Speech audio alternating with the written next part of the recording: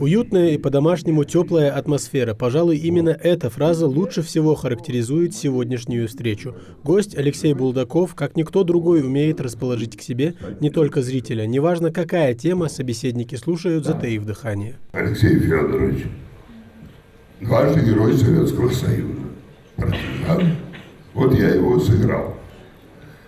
Ну, я сейчас скажу не для того, чтобы не похвастаться, а когда на примере фильма при достаточно большом количестве народа, я имею в виду полный зал был, естественно, Федоров, и на Украине был лично, дважды Герой Советского Союза.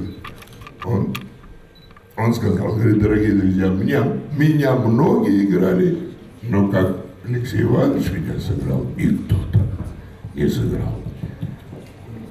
Конечно, мне это приятно. Вопросов много. Жизненный и творческий путь актера, наиболее полюбившиеся роли. На каждый вопрос Алексей Иванович отвечает развернуто. Пожалуй, за это и любят актера. Открытость и дружелюбие – отличительные черты характера. Я могу,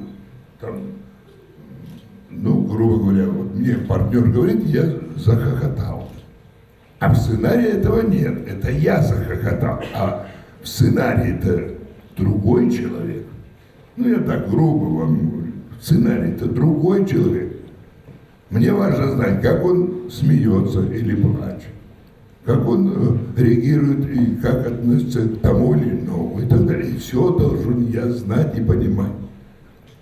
Это процесс очень серьезный. Это не просто взял, выучил текст и побежал, рассказал. Есть вопросы к Алексею Булдакову и у старшего поколения. И за год Сталинградской битвы ингуши 56 человек стали героями Советского Союза. Об этом мы знали только 5-6 лет тому назад. Это вот у меня такое пожелание к вам. Я вас очень много смотрю к кинофильмам. Я хотел назвать «В лесах под Ковелем», «Лесник» и так далее, чтобы вы посодействовали плотно создать фильм «Забытые герои Сталинграда» именно об этих ингушах. Чтобы эти 56 человек сверкались в этом фильме, и командарма вместо Чуйкова вы сыграли эту роль. Развитие кинематографа в Ингушетии – основная цель, ради которой в республику приехало столько работников кино и телевидения со всей России. А фестиваль «Золотая башня» – лучшая для этого возможность. Я думаю, что я не люблю фантазировать, а реально это возможно, чтобы в Ингушетии был свой кинематограф. Как документальное кино, так и, естественно, и художественные фильмы. Этой встрече сами школьники, несмотря на то, что знают актера лишь по самым знаменитым ролям, очень рады. Именно сегодня мне было приятно увидеть этого человека в такой простой обстановке. То есть мы не просто прошли на какое-то мероприятие, мы имели возможность с ним напрямую пообщаться. У нас как бы была такая форма беседы. Мы говорили о морали человека, о современных проблемах, о проблемах молодежи. Это большая удача для нас, это большая честь принять такого актера у себя в стенах школы.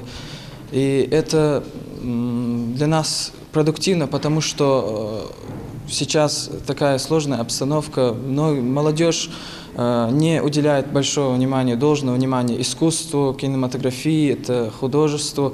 И он опять-таки пришел и открыл, и пролил свет на всю эту ситуацию. Школьники, как оказалось, всерьез увлекаются советским и российским кинематографом, а Алексей Иванович в очередной раз подтвердил, что мог бы вести еще одну передачу под названием «Особенности интернациональной беседы». Тамерлан Хамхоев, Магомед Доскиев, Новости 24.